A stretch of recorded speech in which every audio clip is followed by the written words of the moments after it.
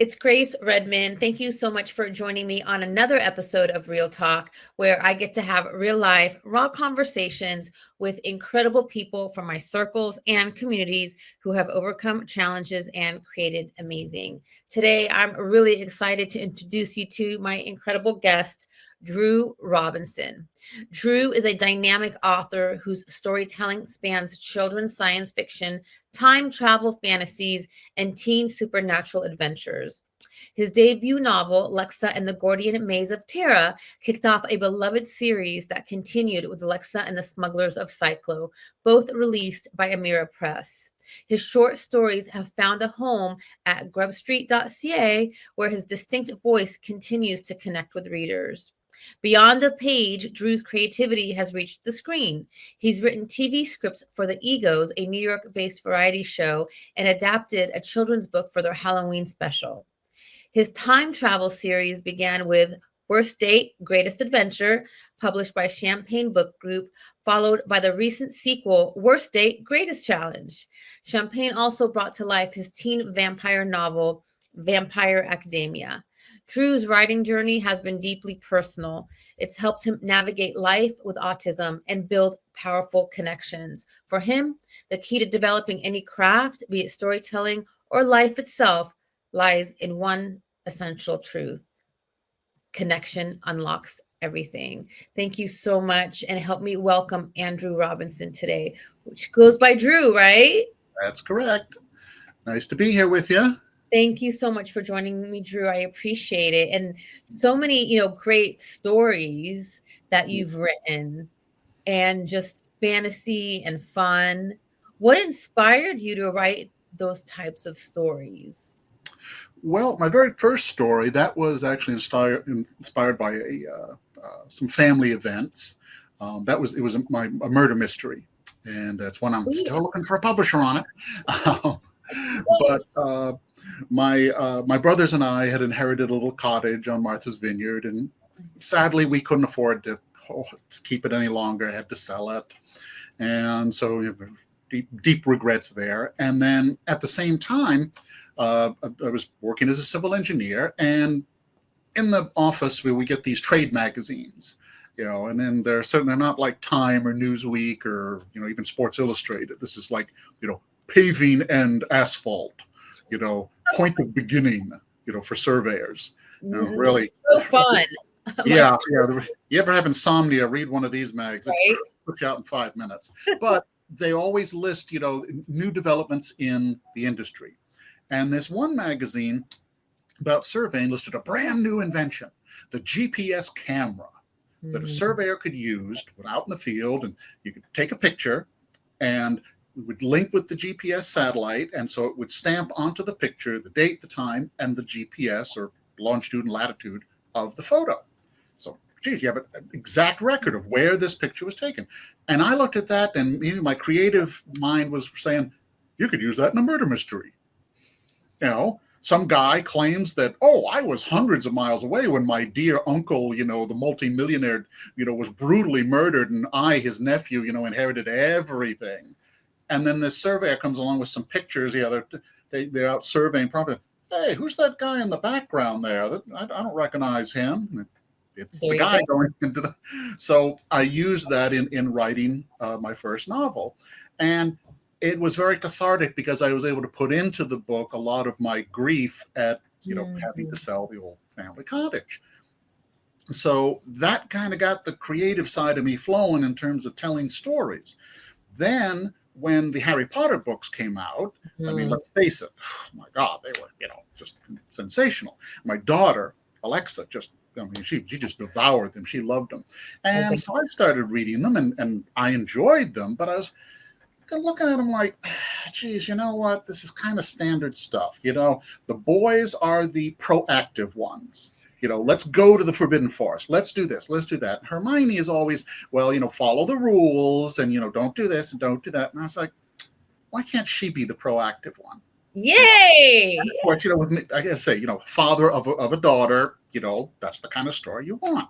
So I started thinking about a story, and it slowly grew and grew, and different little bits of story ideas came together, because I didn't want to just write like just a female-centric book and have it be the next like Nancy Drew, which, by the way, my daughter loves those as well. I used to love Nancy Drew too.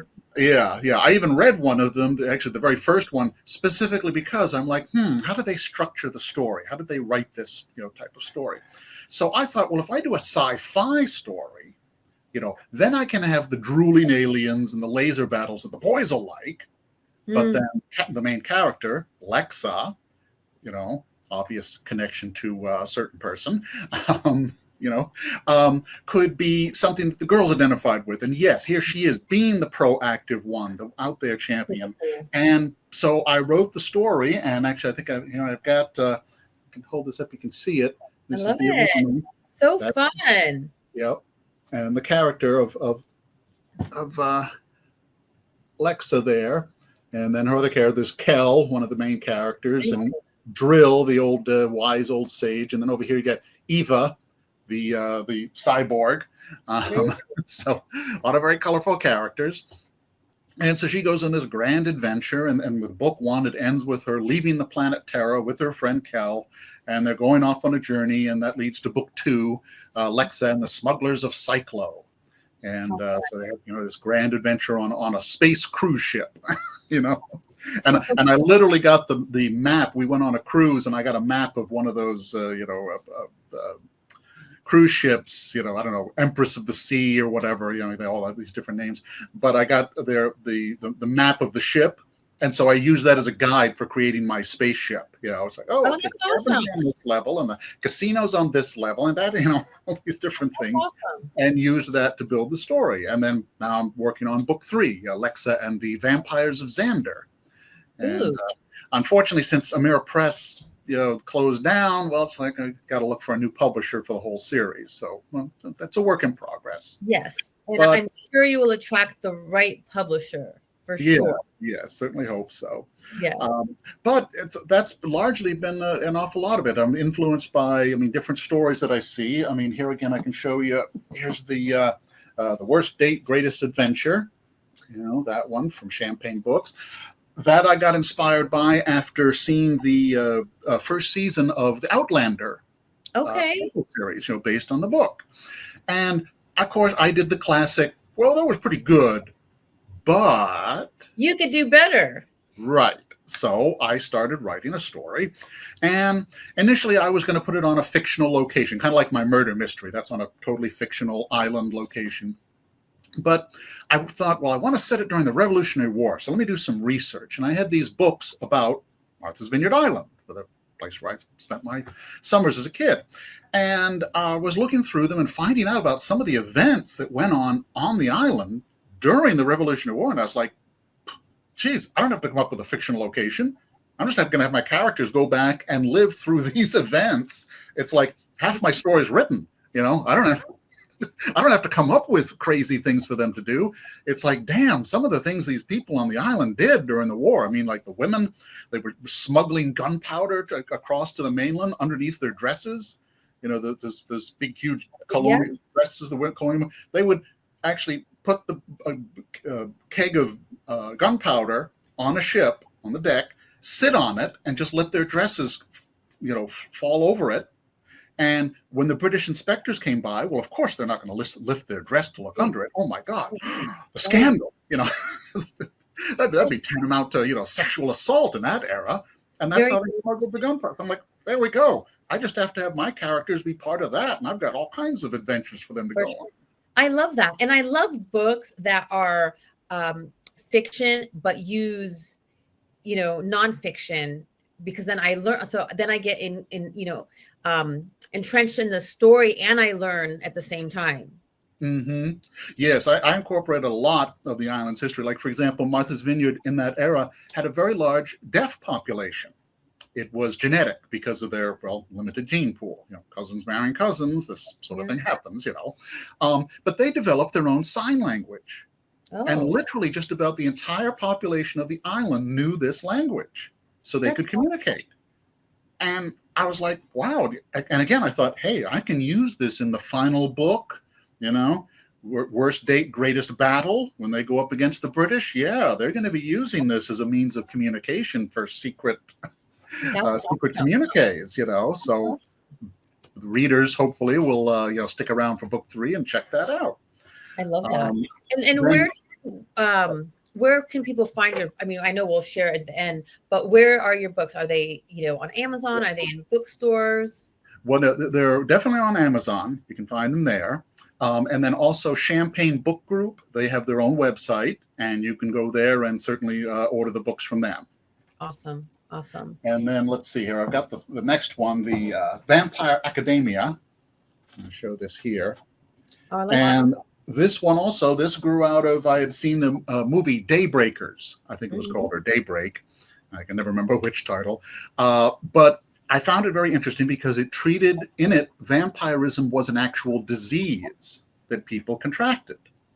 And the premise of the story is, it's 10 years after this pandemic of vampirism, 90% of the world's population has become vampires. And so now they're starving because, well, they don't have enough humans to feed off of, because they were so stupid they didn't think ahead that, oh, geez, maybe we shouldn't turn everyone. We do need to keep them around as a food source. So I got the idea, hey, what if they were smart? They did think ahead and not turn everyone. And also, I thought about, well, if this is a disease and like a bacteria or something, maybe treatments get developed so that, if you get bitten once, hey, you go to the doctor, you take some antibiotics, you're not going to get turned. And now you're immunized, you've got antibodies, so you can never be turned. So the vampires would think, hey, this is a good way of preserving our food source, And the humans feel like, yeah, this is a good way to us not get turned into vampires, So in my story, it's the same thing. 10 years after the virus has appeared, there's been the Vamp War, and now the Vamp Treaty. And this girl, Rosemary, again, female lead character, of course. I love the female lead characters. Yeah, she goes behind her parents' back and gets turned, becomes a vampire. And of course, her parents, oh my God, the dishonor of it all. And they ship her off to this private academy that promises that they can cure, your vamp children and make them norms, And of course, you can see this sort of subtext there. I mean, with certain types of re-education schools, And then she gets kidnapped by some members of the Anti-Vamp League. And so now there's an adventure with, she's being held prisoner and they're ransomed, and her friends are trying to figure out what's happened, and the authorities are trying to figure out what's happened. And then it all culminates in a big, rousing conclusion. And by the way, the conclusion is on Martha's Vineyard Island. Very cool. Very cool. And thank you so much for tuning in. We really appreciate you here at Real Talk. If you've been inspired by what you're hearing and you're ready to take things to the next level, I would be honored to work with you. If you're a leader or entrepreneur ready to soar, I offer one-on-one coaching to help you create a business and life of freedom that you are excited to wake up to. And if you're craving something more intimate, I offer a personal VIP day that includes deep dive coaching, a nature walk, and an early dinner. I promise you will leave just feeling rejuvenated. If this speaks to you, please reach out and let's do this together. You can find me at www.graceredman.com. Now, back to the program. I love how you used real life and your imagination to create these stories. Yes. It's you're not only getting a story, but like I said earlier, you're also learning history. Mm-hmm. Yes. Which I love. You've talked about you've often talked about how writing these stories has helped your autism and has helped you on this journey. How has it helped you? Well, really, the first time I really noticed it was I was working on a movie screenplay that I had come up with,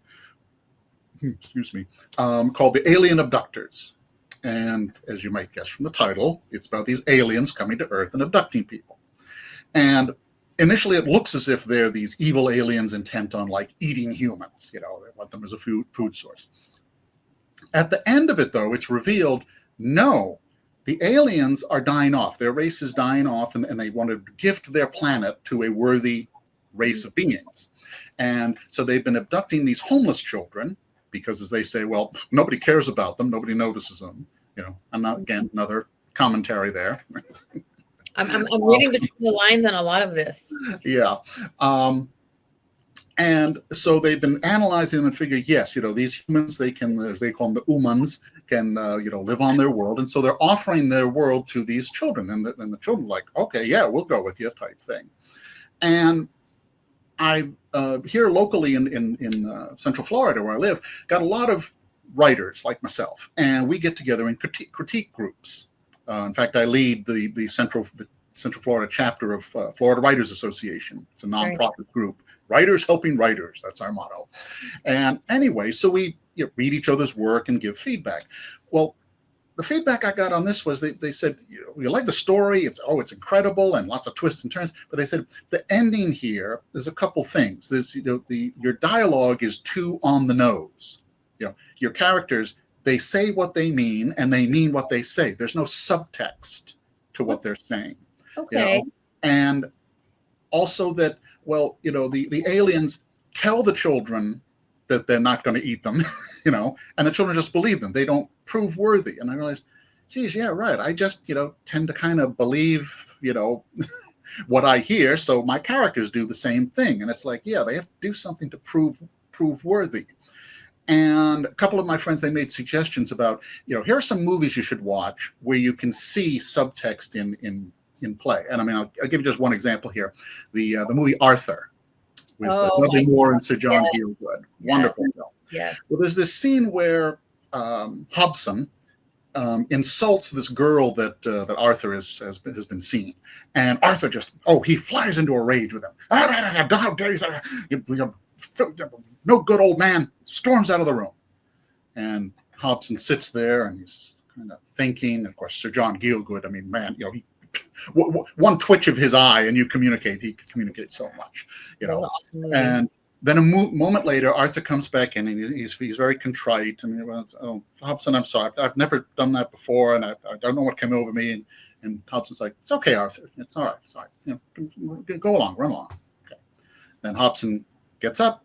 He gets in a taxi, goes to see the girl, and explains to him, well, Arthur's having a party, and here's the address, and here's some money and here's a dress for you to wear. And it's like, this is the way he puts it. This is not some tie you can steal, if you might remember from the movie. You have to fight for it. And I'm like, I don't get it. What, now he's helping her? Why is he helping her? I'm not following this. And it's like, again, someone helped me in understanding. But then it suddenly came clear to me from what my friends had said. Oh, Arthur got angry when Hobson insulted the girl. And Hobson was able to see the subtext. Arthur was defending the girl. Therefore, he cares about the girl. He didn't stand there and say, I love her and I want her. No, he just got angry. That was the subtext of the scene. So I'm like, oh, okay, you want to communicate things without having to say it, Like in, there was another movie, well, this was more recent one I saw, the movie Alexander, Alexander the Great. I did not see that one. Yeah, that's not very good. But anyway, there's a scene where Philip, Alexander's father, is getting married again, and one of the people at the party says, to the new queen and our hope for a good legitimate heir soon. And Alexander flies into a rage. And this time I understood. Oh yeah, the guy's saying I'm not legitimate. And my mother's not a legitimate queen. That's an insult. So, I began to understand that when I hear people talk, because of the autism, it's very often I don't pick up on the little nuances, the vocal inflections, facial expressions, body language. Very often that used to just fly right by me. Now I'm much better. Now I consciously make a point in my head to say, watch how this person is reacting to what I say. Do they lean in? Are they interested? I mean, I literally have this checklist inside my brain. Look for this, look for that. They're looking bored. Oh, okay, change the subject or I'm talking too much. How did you learn that? How did you learn that? Well, I mean, a lot of it was help from my dear wife, and also my daughter, of all things. And then also these days, I mean, watching movies and television to, again, study scenes like this, where, how are these characters interacting? This person is talking to this other person. Are they being sincere, sarcastic? Are they making a joke? How is the other person reacting? And yeah, almost literally writing down pointers. I mean, the first couple of times I literally did write. Now, as I say, I got it inside my head to look for certain things, look for body language, because these are things that when you're autistic, you're just not paying attention. You're not seeing these things. And it can be difficult in trying to interact with others. So when I learned that, I was able to go back and rewrite the scene so that, there was subtext to the conversation. And then I realized, okay, I need to have some means of the aliens proving themselves worthy. What can I do here? Mm-hmm. And so I thought, well, I've got this character of the FBI agent. He's kind of the Fox Mulder character, in the story, I believe they're out there type thing. And he was kind of the comic relief. But I thought to myself, wait a minute, what if he's not FBI? He's really CIA, and he's out to steal the aliens' technology. So he swoops in at the end and there's a big fight. And then I thought, no, wait a minute, no. See, he's not strong enough, For a good story, your antagonist has to be as strong or stronger than your protagonist. There's got to be a genuine conflict. Like with Harry Potter and Voldemort. I mean, he's got to be the most powerful dark wizard. Otherwise, what's the point? Yeah, David and Goliath. Yeah. St. George and the Dragon. If it's St. George and the Bear, who cares? Right. Yeah. So I'm like, wait a minute. Okay, what if he's a rival alien who's followed the good aliens to Earth? Okay. So now all of his actions are a mask for him being evil. Okay. So then I started thinking, okay, so now I got to go back and I'll rewrite the scene when he's talking to the head of the homeless shelter. Now he's going to be much more aggressive in his questioning. And when the priest there gets suspicious, he'd be like, "What do you mean? I'm not what I appear.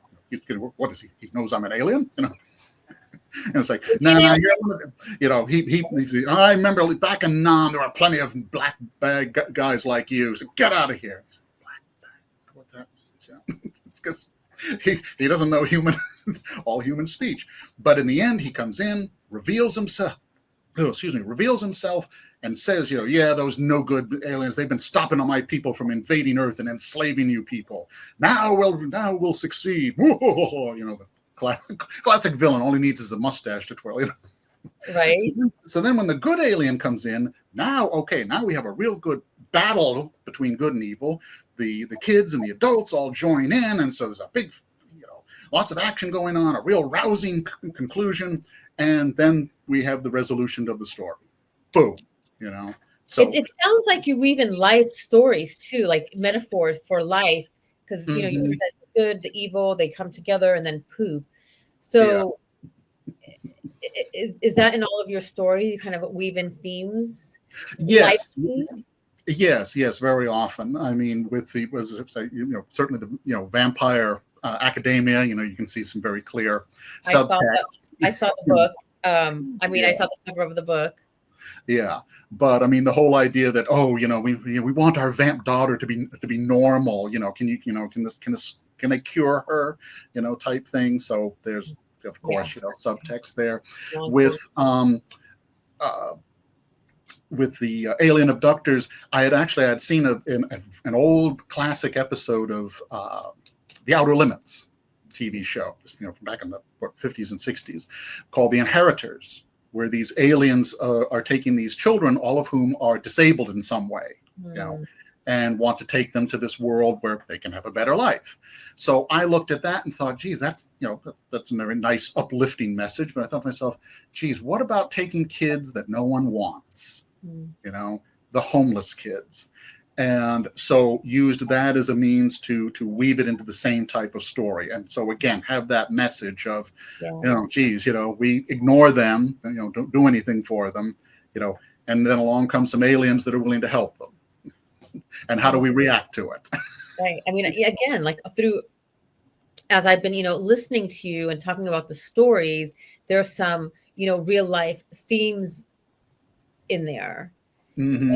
And in writing these stories and writing about the real life themes, does it help you, move through? Because, the world is beautiful and it's chaotic. I mean, I just need to, does it help you move through the chaos? Does imagination and writing about the stories like help you move and see the beauty that is among us through the chaos, Mm-hmm. despite the chaos? Yes, yes, very often. Because I can look at, I mean, even something, just recently this past week, my wife and I attended one of those, no king protests. And, regardless of your political beliefs and affiliations or anything, it's like, it was something to see. Here were all these people coming together very peacefully, just protesting the idea that, hey, we want a government of the people, by the people, for the people type thing. And people literally driving down the street, hanging out the window of their car, holding out cold bottles of water, just giving them away. Okay. I mean, look at that generosity from just ordinary people. My Yes. wife and I, we used to be foster parents. God bless. And helped with a number of kids that, I mean, oh my goodness, the family situation some of them came from. I was like, wow. I mean, I grew up with a alcoholic father, and I thought my my teen years were rough. It's like these kids, some of them just, oh my God, it's just unbelievable. And to see what we and other people, I mean, some of these other foster families we met over the years, goodness, some of them have been in foster care for 20, 30 years. They've had 50, 60 kids go through their homes, Wow. and helping them and sometimes adopting them. And that's what we ended up doing. Our last foster, we adopted him, God bless. because we saw in him such, great potential for the future and wanted to give him a good start in life, God you bless. know. And we see that again with, I mean, our daughter and some of her friends. Some of them struggled with.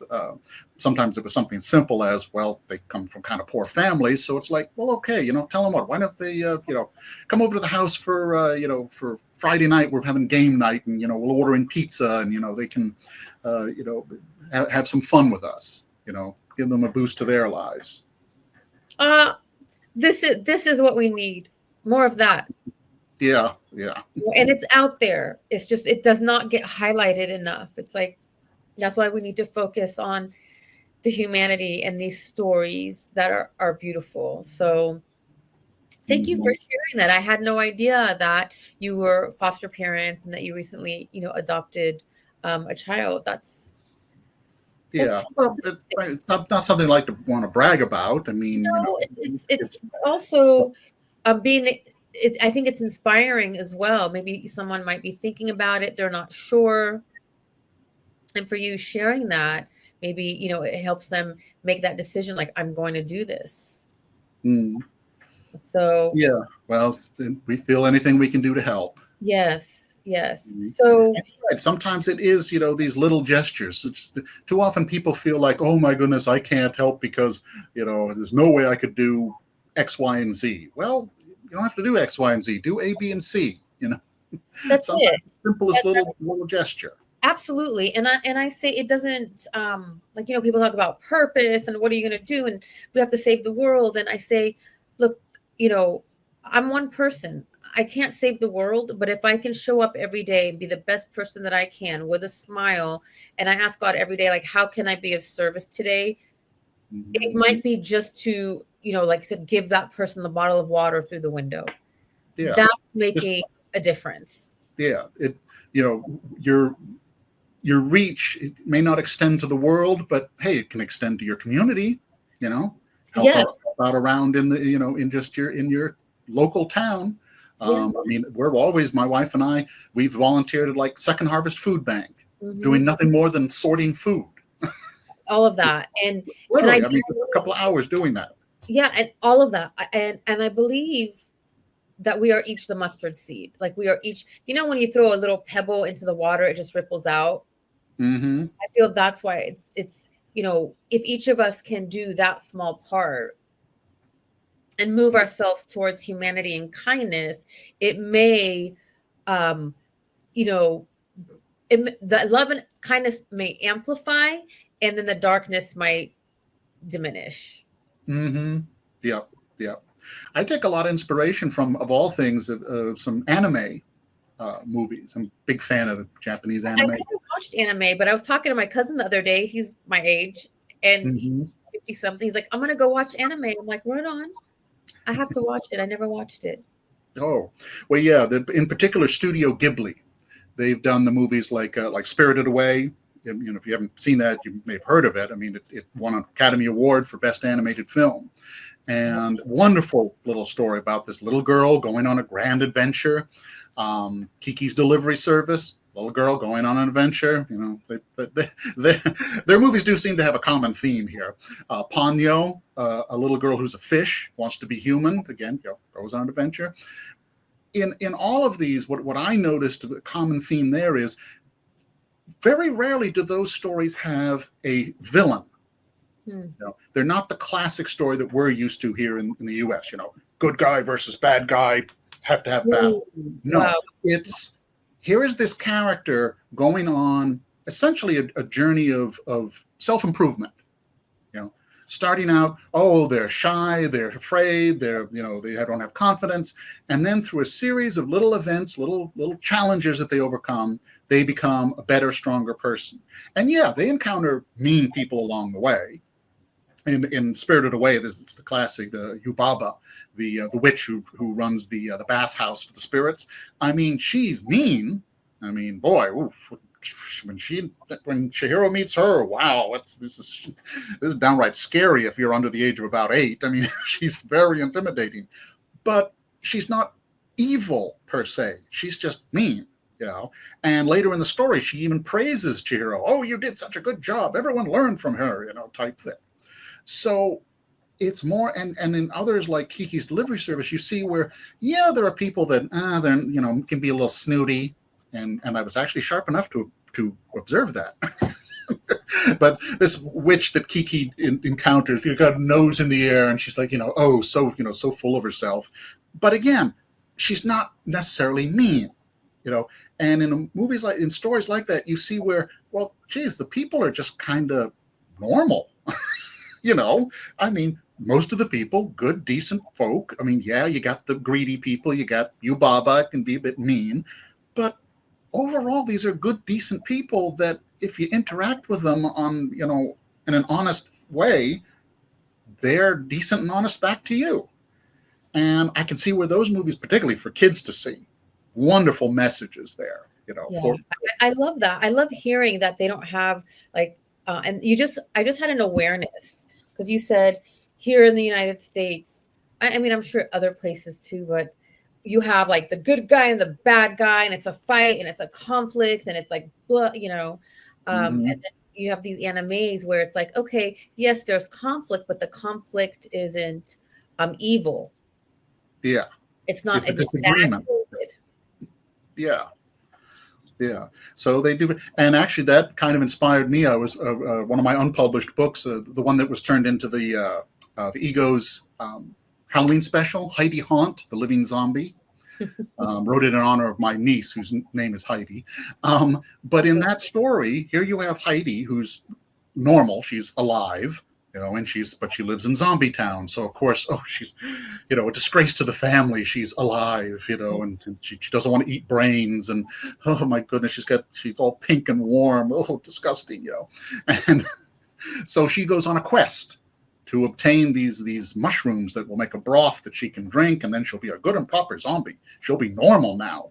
Again, we can see the recurring theme here. You weave it through all the stories. Yeah, and and in this story, again, there's no real villain. Yes, there are people she encounters and she has to overcome them and challenges, but like when she meets the ghouls, she's afraid they're going to eat her because that's what ghouls do, and then she finds out, oh, well, no, they're vegan. So, they're not going to eat her.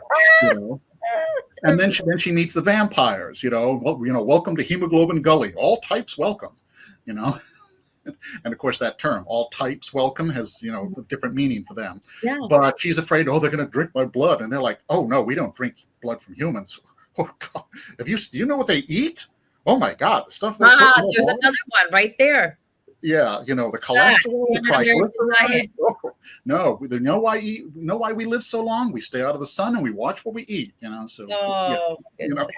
Good and then stuff, Drew. she encounters the giants, and it's like one of them's a giant and the other's a normal sized person. Like, you're a giant?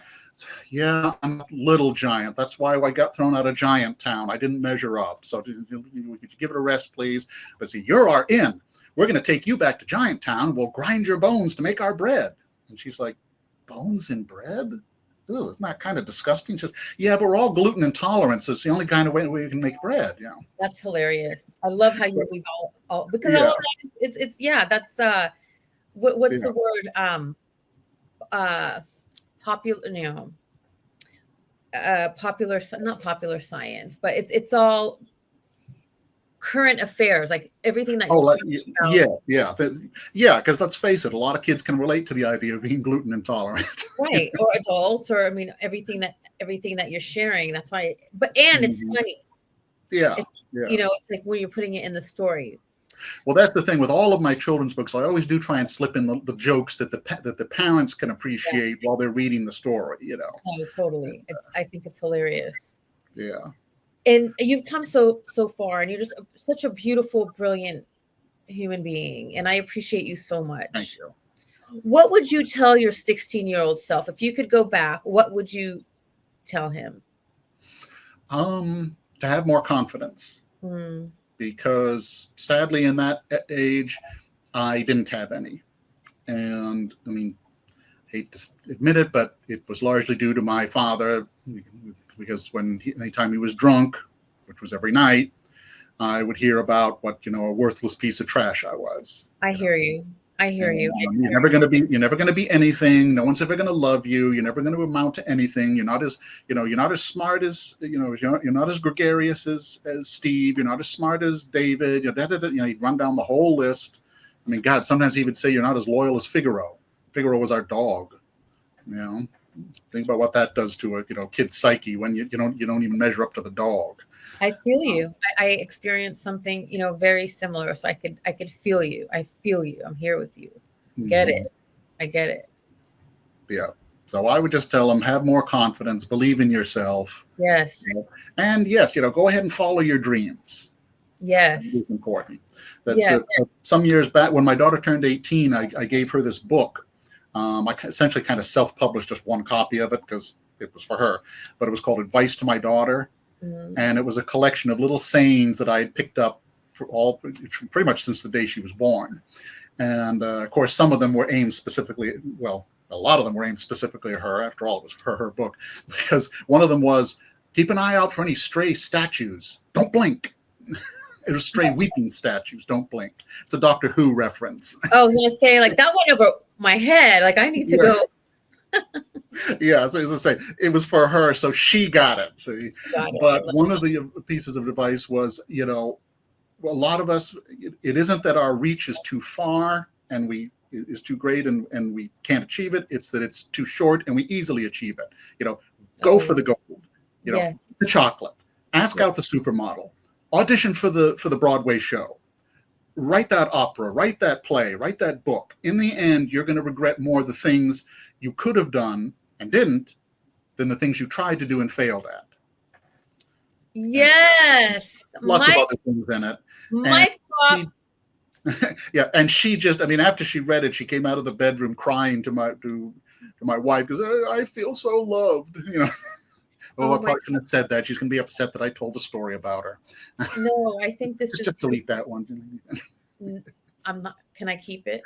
But yeah, it's okay. Hopefully she won't see this. Please, because that was just so beautiful. And you're just, I love you, Drew. Thank you so much for bringing so much love into this world and kindness and humanity. We all need to have a Drew in our lives. And I'm so grateful that you spent time with me today. Thank you so much. Thank you for having me. It's been a real pleasure. The pleasure's been all mine. Where can people find you? Well, let's see. As to say, there's certainly my books, on Amazon and Champagne. I have a Facebook page, Andrew Robinson. Of course, the problem is Andrew Robinson is a bit of a common name. You might look for the picture. We'll put all your information in the banner. Yeah, okay. I'll have to send you a link then to my Facebook page. Also, I'm on LinkedIn. That's where I'm forever looking for writing jobs, and putting my scripts and books and even TV shows out there for various companies to look at. I actually got most recently, of all things, a Turkish film company.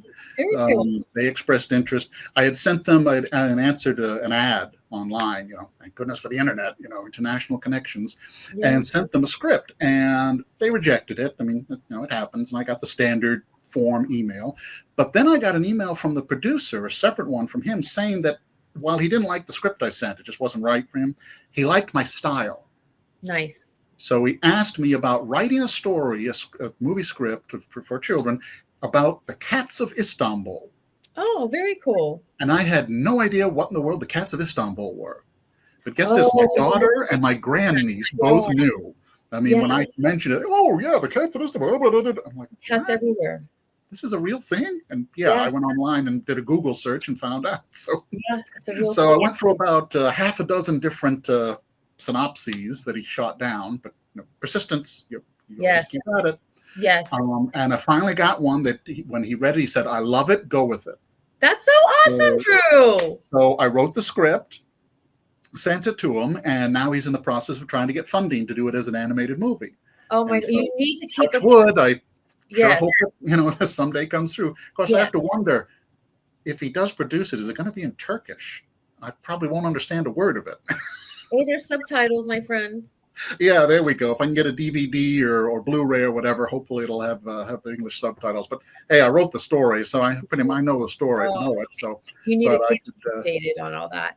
Thank you so much for joining me. I appreciate you so much. Well, again, thank you so much for having me. It's been an absolute delight. Thank you so much. If you ever want to talk again on any subject, hey, I'm always available. I would love to. I definitely would love to stay connected. And for those of you watching and listening, thank you so much for being here today.